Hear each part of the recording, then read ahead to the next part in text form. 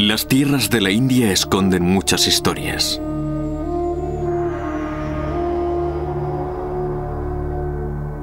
Sus zonas rurales están llenas de vestigios de pueblos cuyos orígenes están profundamente enraizados en la antigüedad.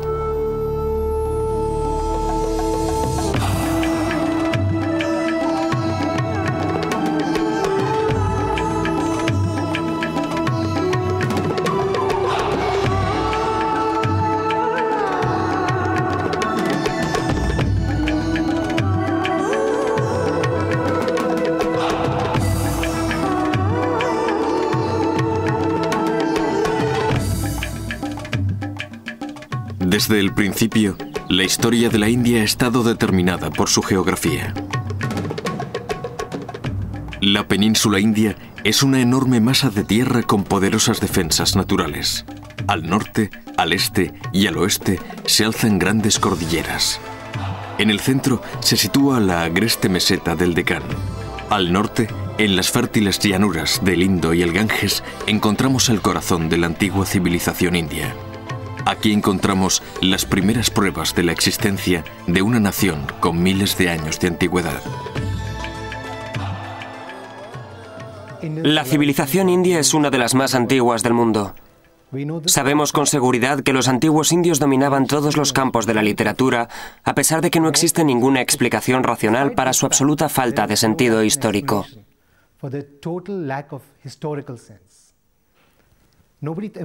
Nadie pensaba en dejar algo para la historia. La única información a la que podemos acceder está en libros sagrados que tratan sobre temas religiosos y hacen comentarios sociales sobre su época. El estudio de la India resulta útil e interesante porque nos permite ver cómo las cosas pueden ocurrir de otro modo. Por ejemplo, en el periodo antiguo, en las civilizaciones de la Edad de Bronce, se puede ver un modelo de desarrollo de los estados muy distinto al que apreciamos en Mesopotamia y Egipto. De la India siempre se dice que tiene una asombrosa capacidad para absorber influencias externas y convertirlas en algo genuinamente indio. Hasta los años 20, los arqueólogos pensaban que la historia de la India comenzó hacia el año 1500 a.C., con la llegada de unos invasores procedentes de Asia Central, los arios. Pero en 1922, los arqueólogos comenzaron a hacer extraordinarios descubrimientos en el valle del río Indo. Hasta ahora se han identificado más de 100 yacimientos, de los cuales los más famosos son los de Mohenjo-Daro y Harappa. Mohenjo-Daro y Harappa son básicamente dos hitos que dicen: aquí es donde comienza nuestra historia. Antes de que fueran descubiertos, la gente creía que la civilización en la India comenzó con los arios. Por supuesto, ese era un punto de partida muy oportuno, porque los arios probablemente procedían de Europa. Para los ingleses y alemanes que realizaban estudios lingüísticos, resultaba alentador sentir una afinidad étnica y lingüística entre esas grandes civilizaciones.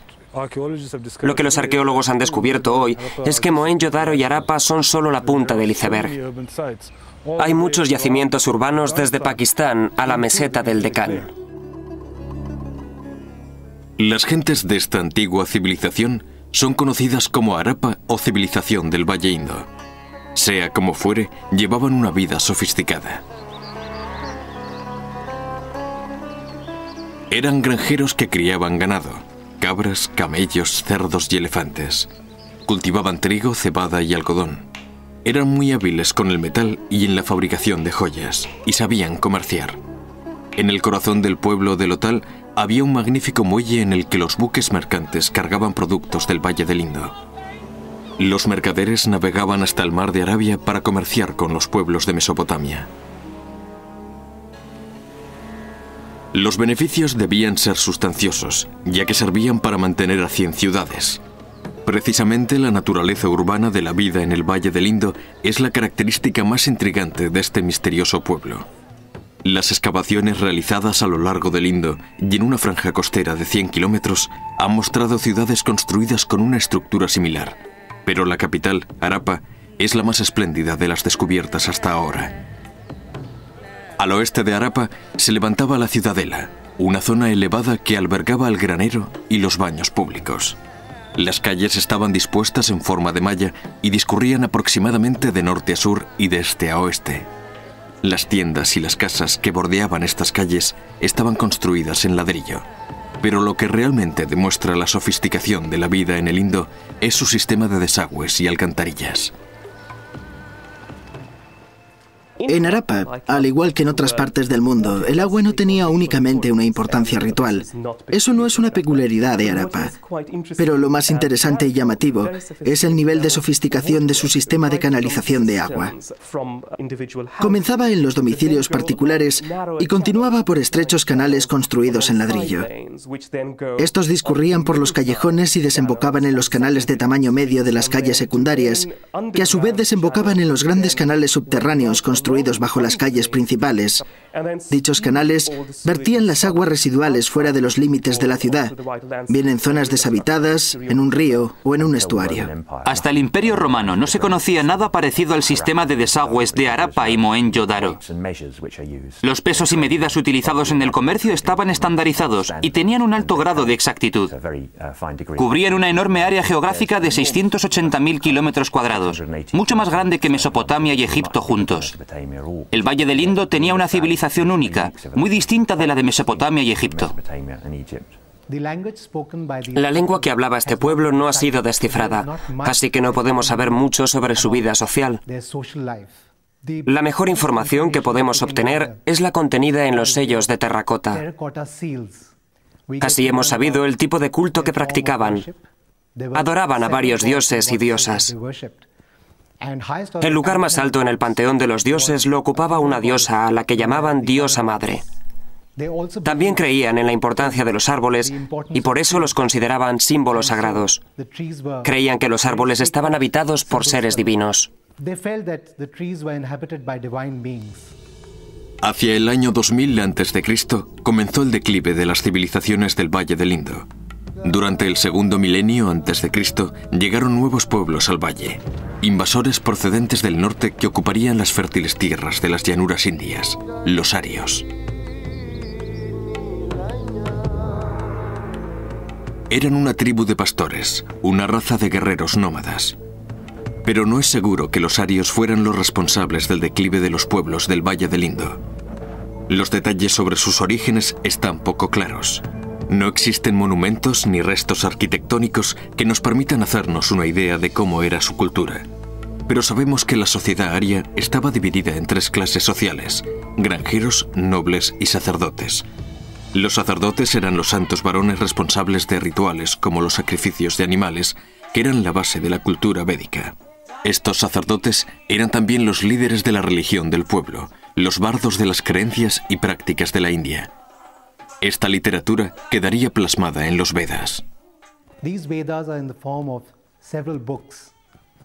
Los Vedas son un conjunto de libros y son más un escrito sagrado que una crónica histórica, aunque hablan mucho de la sociedad de aquellos tiempos. El Rig Veda, uno de los libros, está considerado como el libro más antiguo del mundo. Estas obras nos dan una idea sobre la vida de la gente. No cabe duda de que la religión hinduista moderna tiene sus orígenes en el Rig Veda, que fue escrito hacia el año 1300 a.C. En el periodo védico vemos una religión que podríamos describir como un naturalismo místico, una visión mítica del mundo en la que una serie de dioses, principalmente Indra, pero también otros dioses, parecen representar en cierto modo a las fuerzas de la naturaleza. De hecho, es muy similar al antiguo panteón griego, y los ritos religiosos parecen girar en gran medida en torno a los sacrificios de caballos y otros animales, y la utilización de la soma, esa misteriosa planta que quizá fuese una especie de droga. La mayoría de las ceremonias religiosas eran oficiadas por mujeres, y para cualquier decisión importante había que consultar a las mujeres. Probablemente esto coincide con el periodo en el que la vaca estaba considerada como un símbolo sagrado. Ello se debía a que la leche y sus productos derivados eran el principal componente de su dieta. Hacia el año 500 a.C. aumenta la riqueza, y en esa época podemos apreciar un resurgir de la civilización y el urbanismo en el Valle del Ganges, y una sociedad cada vez más sofisticada. Está claro que hay una preocupación cada vez mayor por la salvación individual, los problemas místicos y míticos, y la diferencia entre el bien y el mal.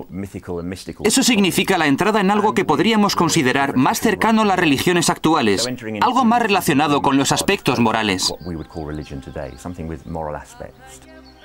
Uno de los aspectos centrales del hinduismo es que la vida gira en un ciclo infinito. Según el principio del samsara, después de la muerte se produce un renacimiento. Pero la naturaleza de ese renacimiento está determinada por las obras de cada individuo. El camino elegido por una persona durante su vida afecta directamente a su reencarnación. Una persona que vive según el principio del karma puede aspirar a reencarnarse en un ser humano. Sin embargo, quien contradice ese principio se reencarna en una forma de vida muy inferior. Hacia el año 500 a.C. quedaron firmemente establecidos los principios básicos del hinduismo. Estos incluían la división formal de la sociedad en clases o castas. La casta más baja es la de los Sudra, los trabajadores. Luego estaban los Vaisya, agricultores y mercaderes. El siguiente escalón en el sistema de castas estaba formado por los Satriya, guerreros y gobernantes. En la cúspide de la pirámide social estaban los brahmanes, maestros y sacerdotes. A mediados del primer milenio antes de Cristo, la casta más alta también incluía a los reyes, conocidos como rajas. Los brahmanes se encargaron de las ceremonias religiosas celebradas en las casas, que antes eran oficiadas por las mujeres. Hacían que las ceremonias fueran cada vez más rígidas, porque eso les convenía. Esta rigidez hacía que muchos no pudiesen aguantar la presión, especialmente las castas más bajas, porque éstas eran despreciadas por los brahmanes. Fue entonces cuando aparecieron los intocables. Empezaron a aparecer nuevas escuelas de pensamiento. Y es en este periodo cuando nace el jainismo y el budismo como reacción frente a la rigidez del hinduismo. La India emergía como nación reconocible compuesta por 16 estados autónomos. En el siglo IV, uno de esos estados fundados por Chandragupta, el Imperio Maurya, se perfila como la fuerza dominante. Hacia el año 325 a.C., el nuevo Chandragupta Maurya se convierte en gobernante del estado de Magadha. Muy pronto demostraría ser un excelente guerrero. En el año 300 a.C. ya había conquistado los valles del Indo y el Ganges y parte del imperio de Alejandro Magno. El hijo y el nieto de Chandragupta también se revelaron como grandes líderes militares. En el 262 a.C., el rey Maurya Asoka controlaba casi toda la península de la India. Era un gran imperio, y los Maurya necesitaban mantener un rígido control dentro de sus fronteras. Un observador griego describió cómo un enorme ejército de varios cientos de miles de hombres patrullaba el imperio, y los líderes Maurya no tenían ningún reparo en utilizar dicho ejército. Sin embargo, la época Maurya será más recordada por su riqueza y cultura. La suntuosa vida de la corte imperial sería recordada más tarde por algunas de las mejores imágenes del arte indio. Los joyeros y orfebres estaban muy solicitados.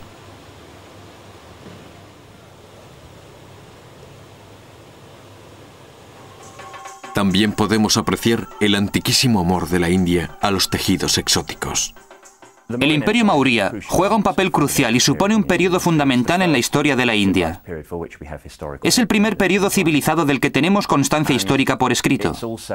Ello también se debe a Asoka, el tercer gobernante del Imperio Maurya, y sus edicts, que han sobrevivido hasta hoy en toda la India. Y también a un embajador griego que estaba presente en la corte Maurya, en Patalautra, la moderna Patna, capital de Bihar. Las pruebas arqueológicas han confirmado algunas de las descripciones que nos dejó. Es muy probable que en aquella época Patalautra fuera la ciudad más grande del mundo. La popularidad del budismo se basaba en el hecho de que postulaba un código moral que no tenía en cuenta barreras de clase, casta o sexo. Aunque existía una ortodoxia hindú, esta quedaba restringida a las clases más altas. El pueblo llano se habría convertido en masa al budismo porque era una religión que les daba un mayor apoyo cultural. Finalmente, el budismo se convirtió en la religión del Estado bajo el reinado del emperador Asoka. Asoka Maurya se convirtió al budismo tras una horrible batalla en la llanura de Kalinga, en la que quedó profundamente conmovido por el sufrimiento humano a gran escala. Evidentemente, la conversión al budismo como religión del Estado rompió las barreras entre las clases sacerdotales y el pueblo llano, y por lo tanto hizo que esta religión fuese mucho más atractiva. De hecho, todos los edificios budistas que han sobrevivido hasta la actualidad son templos que fueron reconstruidos por el emperador Asoka.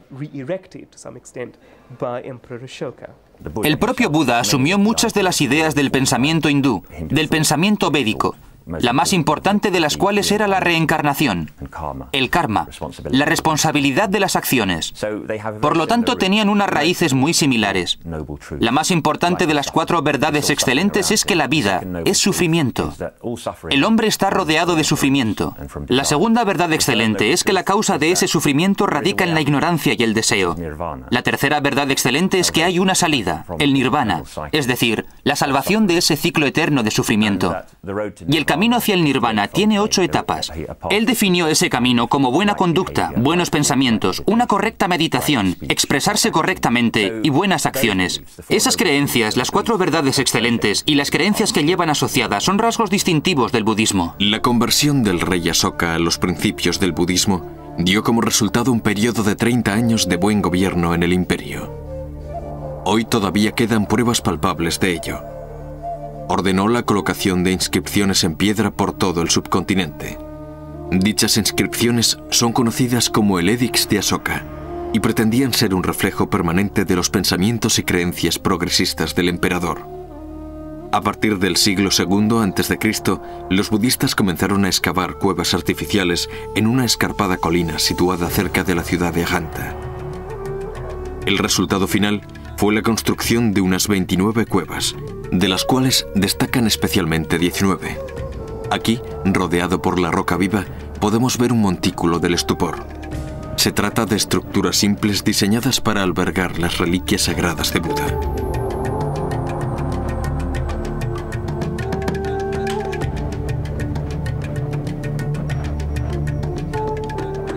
En su interior, una enorme figura de Buda espectacularmente iluminada por la luz natural que penetra a través de una abertura practicada en el techo de la cueva.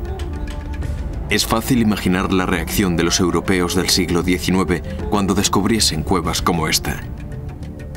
Existen pocas creaciones humanas tan espirituales como esta obra de la fe. Pero la escultura no es la única expresión artística que podemos ver en Ajanta. Entre los años 200 y 650 de nuestra era, las paredes de las cuevas fueron cubiertas con pinturas murales. Unos frescos considerados mayoritariamente como el mayor logro del arte visual de la India. Se trata de unas obras extremadamente importantes por muchas razones. Son los ejemplos de pintura mural más antiguos que se conservan y también son enormemente importantes y valiosos como prueba arqueológica. Otra característica importantísima en cuanto a su mensaje es que ilustran las vidas de Buda antes de convertirse en el propio Buda. Es decir, todos los estados previos por los que pasó antes de la iluminación, antes de convertirse en el Buda iluminado. Nació príncipe y en todos sus estados previos aparece representado con dignidad real. Vemos la imagen de un príncipe luciendo todos los adornos reales y todas las joyas. También vemos cómo se han alargado los lóbulos de sus orejas, evidentemente por el peso de los pendientes reales, pero la representación de los estados previos de Buda se centra en la época en la que todavía es príncipe. Está a punto de alcanzar la iluminación, en un periodo de transición. La época mauría, que inspiró a los pintores de las cuevas de Ajanta, es la primera de las 3 grandes eras de la civilización india. La dinastía no sobrevivió mucho tiempo a la muerte de Asoka en el año 232 a.C. Durante los siglos posteriores, una sucesión de invasores procedentes del norte provocó largos periodos de desunión política. Habrá que esperar hasta el siglo IV después de Cristo para asistir al nacimiento de una nueva y poderosa dinastía. Se trata de los Gupta, una estirpe de monarcas que también procedían del estado de Magadha y cuyo primer gran líder también se llamaba Chandragupta. Bajo los reinados de Chandragupta I y sus sucesores, la India volvió a convertirse en una enorme nación unificada. Durante 150 años, los Gupta gobernaron una India próspera y en paz. Pero el legado más duradero de la dinastía Gupta fue el desarrollo de un nuevo sistema de numeración decimal. La era Gupta también fue un periodo muy importante para la religión de la India. Durante el periodo situado entre las dinastías Maurya y Gupta, se había producido un declive constante en la práctica del hinduismo. Durante este periodo de desunión, el budismo demostró tener un mayor dinamismo. Pero en la época de los Gupta, el hinduismo se recuperó y absorbió muchas de las características de la fe rival. Finalmente, el budismo acabó convertido en poco más que una religión marginal en la India. Hasta la fecha, ha sido la compleja fe hinduista la que ha dominado la vida espiritual del pueblo indio. Durante el resurgimiento del hinduismo en los siglos IV y V después de Cristo, podemos ver cómo los brahmanes llevan a cabo una contrarreforma en un intento por recuperar creyentes y recuperar el control de la sociedad. Y también vemos cómo algunos elementos del budismo pasan al hinduismo. Se ha dicho que la forma de los templos hindúes está inspirada en el budismo. Pero también existen importantes diferencias. En los últimos años, el budismo había adoptado una postura más proclive al pueblo llano, intentando quizá atraer a las gentes sencillas de los pueblos, interesadas en devociones personales y que adoraban a distintas deidades. Era como si las dos religiones estuviesen compitiendo por el mismo electorado. Competían por el mismo voto. Ambas intentaban ofrecer dioses e ídolos a los que la gente pudiese reconocer, comprender y adorar. La antigua India es un periodo muy complejo. Coexisten el hinduismo, el budismo y probablemente también muchos cultos centrados en la naturaleza. Visdra se vuelve mucho más importante. En un primer periodo es un dios mucho más sumiso, mientras que posteriormente tiende a ser mucho más importante. De hecho, es quien protege al mundo en el hinduismo. Brahma también tiende a ser mucho más importante. Y Rudra, que más adelante será conocido como Shiva el Destructor. Por lo tanto, aparece un triángulo esencial con un creador, un protector y un destructor como elemento central del hinduismo. Y su panteón se irá desarrollando en los siglos posteriores, sobreviviendo hasta la actualidad. La dinastía Gupta se desmoronó definitivamente a finales del siglo V, nuevamente como consecuencia de las invasiones procedentes del norte. En este caso, se trataba de los hunos blancos, una raza que dominaría la India durante un breve periodo, pero cuyo legado duraría siglos. A finales del siglo VI, muchos de los descendientes de los invasores se habían integrado totalmente en la sociedad india. Eran los Rajputs, familias de guerreros que habían establecido pequeños asentamientos en el norte y el centro de la India. Los Rajputs se integraron en la forma de vida de la India, y los templos que construyeron siguen siendo los monumentos hindúes más importantes. Estos templos de la región de Madhya Pradesh fueron construidos por un líder Rajput del siglo X, un príncipe de la familia Chardela. Se trata de un gigantesco complejo de edificios religiosos dedicados al dios hindú Vishnu. El descomunal templo de Lakshmana es el elemento dominante del complejo, y su diseño está inspirado en un pico sagrado del Himalaya. Pero son las esculturas exteriores del templo las que lo convierten en un edificio especial. Las tallas son altamente eróticas y no dejan ningún margen a la imaginación. Sin embargo, se cree que estas explícitas representaciones del amor físico fueron inspiradas por una profunda espiritualidad. Existen muchas teorías sobre el tema, aunque ninguna de ellas consigue explicarlo completamente. Está relacionado claramente con la noción de los buenos presagios, la noción de la procreación y la noción de la longevidad. En el caso del templo de Lakshmana, se trata de un gran edificio que rinde homenaje a un nuevo tipo de relación. Declara la independencia del nuevo régimen. También se considera una interpretación de los textos religiosos que hablan sobre la unidad del hombre con el Supremo, la fusión del alma humana con la noción infinita de la divinidad. Pero esta noción de fusión aparece representada en términos eróticos muy explícitos. Además, existe toda una serie de textos de la región que hablan de las 16 formas de mujer y su papel en cualquier tipo de actividad religiosa. Estos templos parecen reflejar e ilustrar fielmente dichos textos. La mujer del espejo, la mujer de las flores, posiblemente estén influenciados por unos cultos que siguen la tradición hindú desde un punto de vista no conservador, como los cultos tántricos. Se les atribuye gran parte de las imágenes. De hecho, existe un texto posterior que describe dos parejas reales, lo conservador sobre lo no conservador, lo brahmánico sobre lo tántrico y lo ortodoxo sobre lo no ortodoxo. La interacción entre ambas parece ser el telón de fondo cultural de muchos de estos templos, y en ese sentido, cabe pensar que una parte de esa ideología fue incorporada al estilo arquitectónico del templo. Magníficos templos como este dominaban física y espiritualmente la India del siglo X. Por aquel entonces, el budismo abandonó el país para establecerse más hacia el este, en China, Corea y especialmente en Japón. Pero ahora una nueva amenaza para el hinduismo asomaba por el oeste. Una joven religión que ya dominaba un territorio que iba desde España hasta la frontera de la India. Era un sistema de creencias muy diferente del hinduismo. Una fe en un solo Dios que comenzó a extenderse hacia la India en el siglo VIII. El Islam.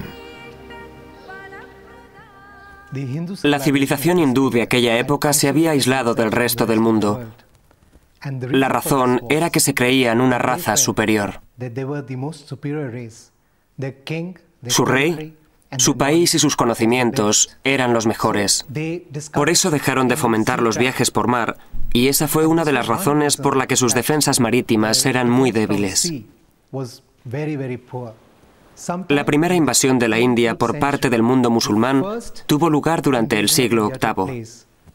Todo comenzó con un incidente insignificante. Un barco árabe procedente de las costas de Sri Lanka y que transportaba mercancías y viudas de mercaderes que habían muerto en Sri Lanka fue atacado por piratas indios en el mar de Arabia. El gobernador de Irak envió una carta de protesta al que por aquel entonces era el gobernador de Sindh para que le entregase las mercancías y las mujeres. El gobernante indio no tenía ningún control sobre los piratas marinos y acabaría lamentando su incapacidad. El gobernador de Irak vio esto como una oportunidad para atacar, y ello condujo al nacimiento de la primera región musulmana de la India. A comienzos del segundo milenio, los invasores árabes se habían asentado en los territorios indios de Sindh y Beluchistán. A principios del siglo XI, un guerrero musulmán inició una serie de terribles incursiones en las tierras del Punjab. Era Mahmud al-Ghazni, la figura más impopular de la historia de la India.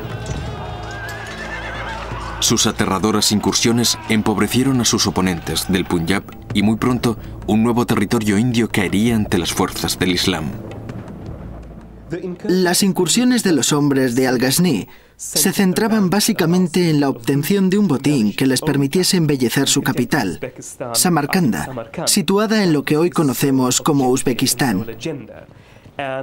Ese era su único objetivo, y por esa razón planearon cuidadosamente las incursiones en el noroeste y en Nueva Delhi. En ese sentido, no demostró ser una amenaza para el Estado Islámico autóctono y los otros estados que ya existían.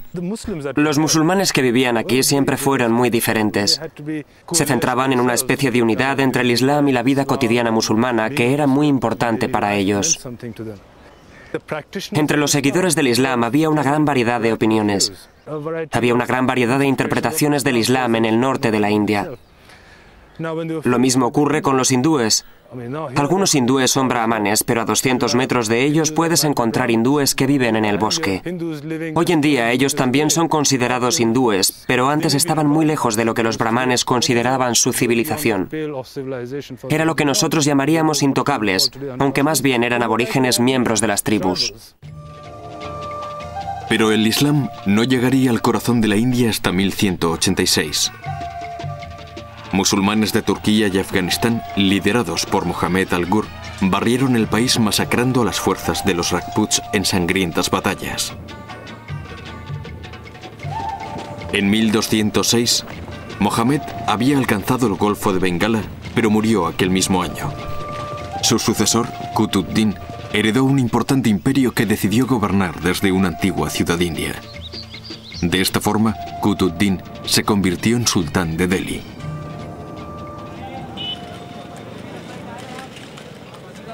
En muchos aspectos, la ciudad de Delhi resume toda la historia de la India. Es una mezcla de lo antiguo y lo moderno.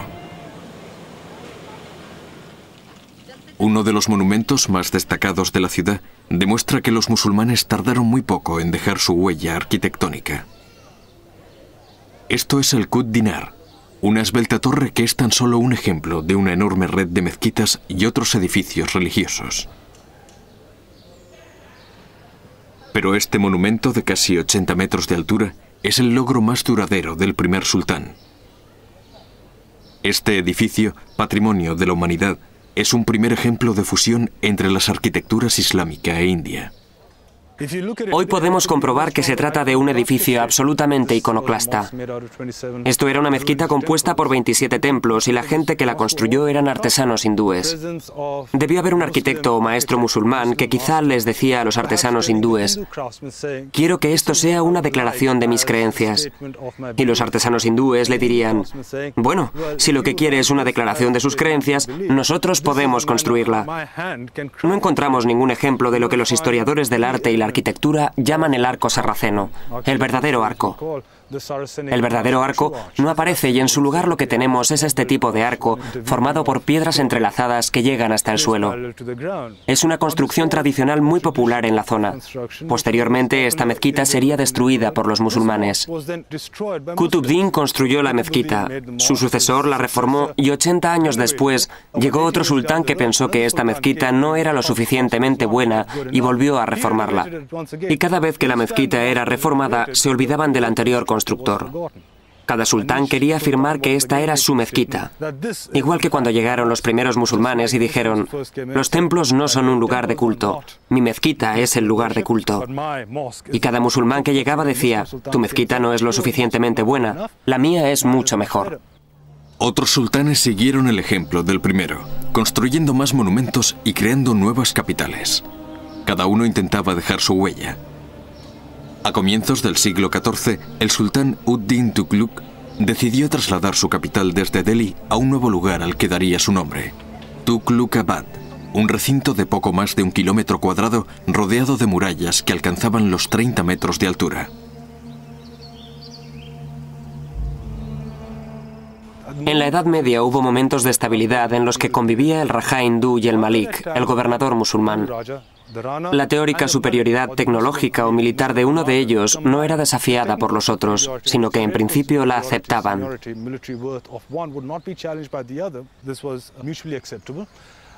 Y al mismo tiempo podía haber intercambio comercial entre ambas entidades políticas. Dichas entidades eran autónomas en la medida de lo posible y colaboraban en campañas militares. No se guardaban rencor. Pero en aquella época surge un nuevo discurso, la necesidad de conquistas. No se trataba solo de conquistar a los hindúes, sino de que la corte musulmana, la corte del sultán, homogeneizase a grupos dispersos para formar una gran comunidad islámica o musulmana. Una vez creado ese discurso, según el cual todos forman una comunidad bajo el paraguas protector del sultán, ya tenemos consolidada la imagen de lo que significa ser musulmán. En esta época, la asimilación de motivos indios, hindúes y musulmanes ya es una tradición bien consolidada y puesta en práctica a varios niveles. Esto se puede ver en las ciudades. Aparecen muchas ciudades nuevas y desde luego Tughlaqabad es un complejo que sigue esa tendencia. Existe toda una tradición urbana basada en la distribución de la mezquita. Aparecen una gran cantidad de objetos o edificios aparentemente musulmanes, pero que están influenciados por el antiguo estilo hindú. Por eso existe una gran tradición urbana. A pesar de la robustez de su estructura, la nueva ciudad sería abandonada muy pronto. La ciudad había sido construida en respuesta a una amenaza que se hizo realidad. La amenaza procedía de una nación guerrera asiática que ya había conquistado una gran zona del planeta, y ahora intentaba expandirse hacia el corazón de la India, los mongoles. A finales del siglo XIV, los mongoles llegaron a la India dispuestos a arrasar el país. Liderados por Tamerlán el Grande, los mongoles llegaron desde el Punjab y saquearon la ciudad de Delhi. 100.000 personas pudieron haber sido masacradas durante el ataque. Delhi perdió su tesoro. Sus artesanos y trabajadores cualificados fueron convertidos en esclavos. Pero este botín era lo único que le interesaba a Tamerlán. En 1399 se retiró de la India, dejando al mando al primero de una serie de débiles sultanes. Finalmente sería uno de los descendientes de Tamerlán quien tendría un impacto mucho mayor en la historia de la India. En 1526 llegaría con un nuevo ejército invasor procedente del norte. A pesar de ser turco, este líder militar afirmaba tener un vínculo sanguíneo directo con los líderes mongoles Tamerlán y Gengis Khan. Se llamaba Babur. Su parentesco con los mongoles daría nombre a la dinastía que fundó, la tercera gran dinastía que gobernó la India, los mogoles. Los mogoles eran musulmanes, aunque al principio no eran nada fanáticos. Simplemente daba la casualidad de que eran musulmanes y no intentaban imponer su religión a la población. De hecho, intentaron integrarse lo más posible. Las esposas del gran emperador mogol Akbar eran hijas de jefes hindúes y sus hijos fueron musulmanes, pero su idea era integrarse con la población existente. Será a partir del emperador Aurangzeb a finales del siglo XVII cuando empecemos a encontrar una menor tolerancia hacia las otras religiones de la India. El problema del imperio mogol fue que nunca consiguió unificar a toda la India y siempre había guerras por culpa de las fronteras. El otro problema de los mogoles era que cuando moría un emperador, estallaba una guerra de sucesión y generalmente el hijo más poderoso era el que finalmente conseguía el poder e intentaba establecer su autoridad.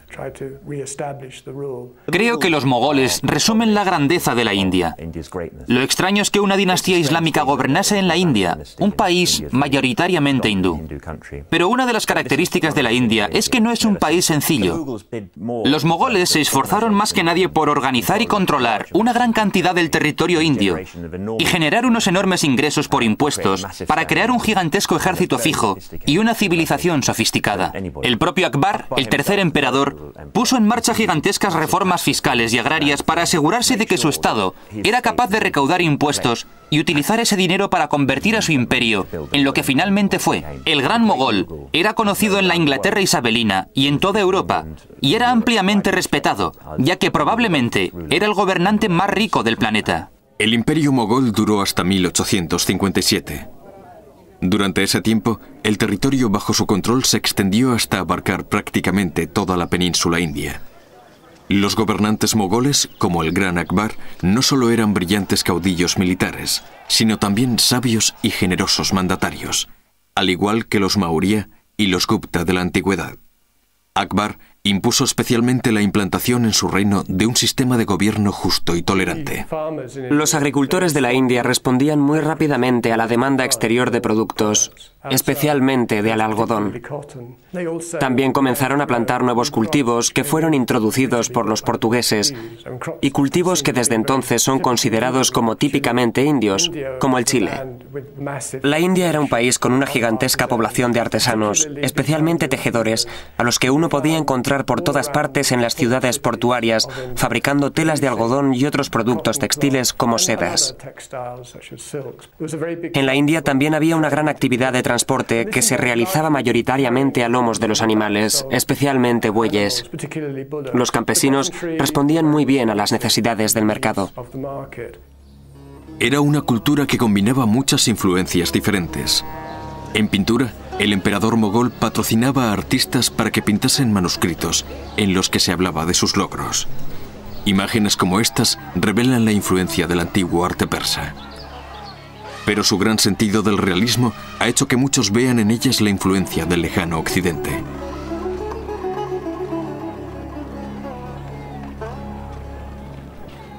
Estas vibrantes pinturas no solo glorifican las hazañas de los mogoles, sino que también sirven para ilustrar la literatura épica hindú que floreció bajo su mandato.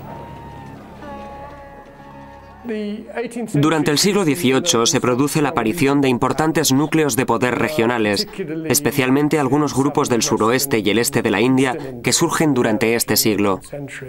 En el oeste de la India aparecen los Marathás, un grupo que se rebeló contra Aurangzeb a finales del siglo XVII y consiguen establecer un estado muy poderoso con base en la ciudad de Pune, al oeste de la India.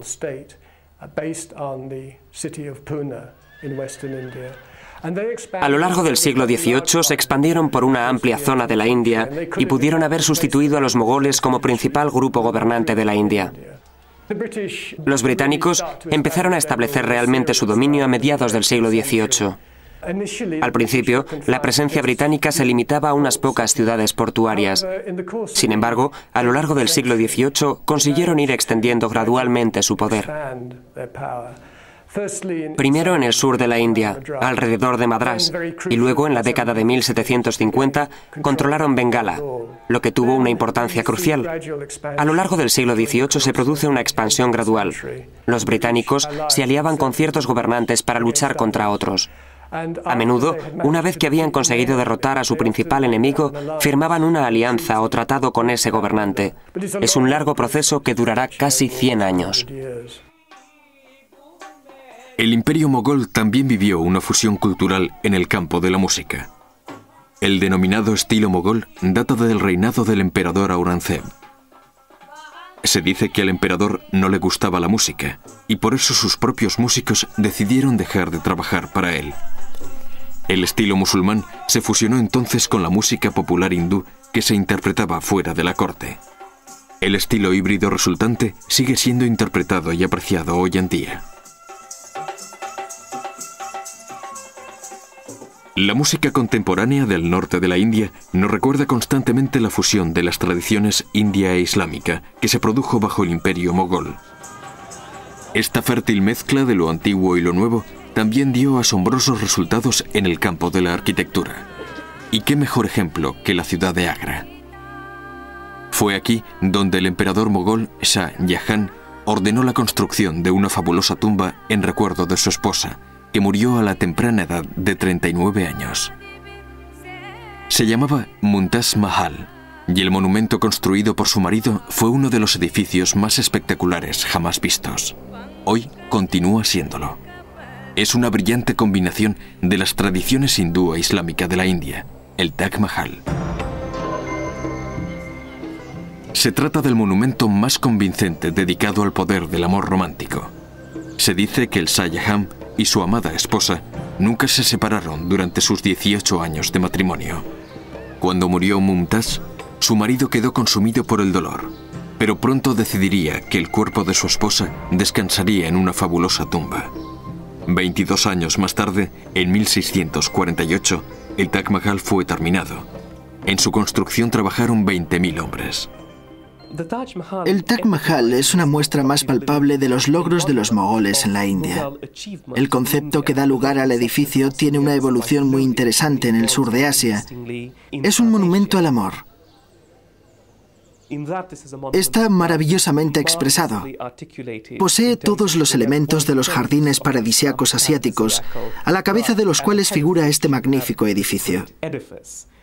A medida que penetramos en el monumento desde la zona exterior, construida en arenisca roja, vemos la gran puerta y las dos mezquitas que hay a cada lado, al este y al oeste del edificio. Y finalmente, por supuesto, la perla, el edificio propiamente dicho.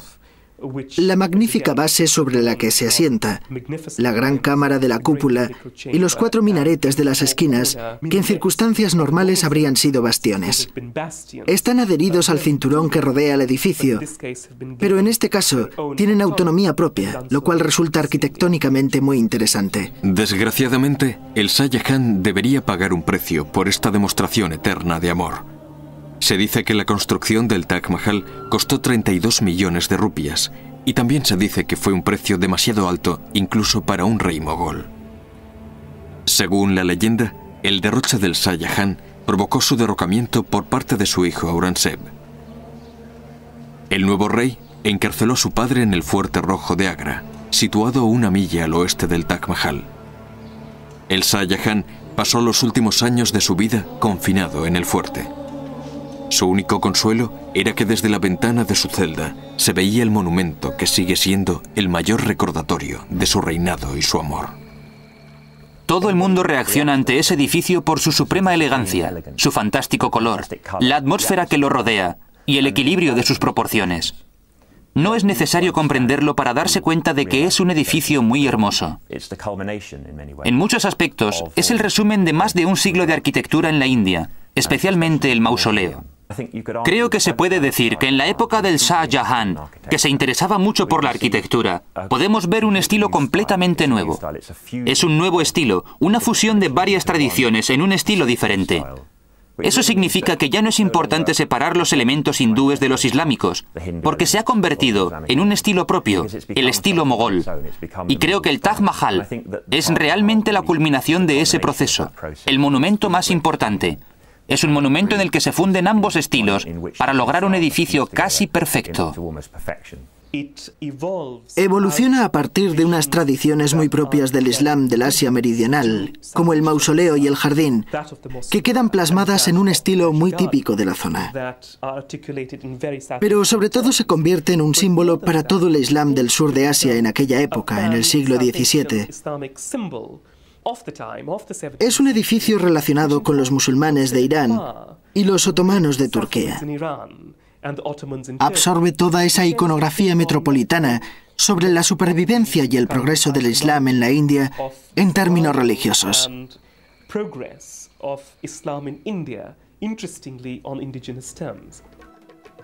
El Taj Mahal ha sobrevivido no solo a su creador, sino a la dinastía de los mogoles, que comenzó su declive 100 años después.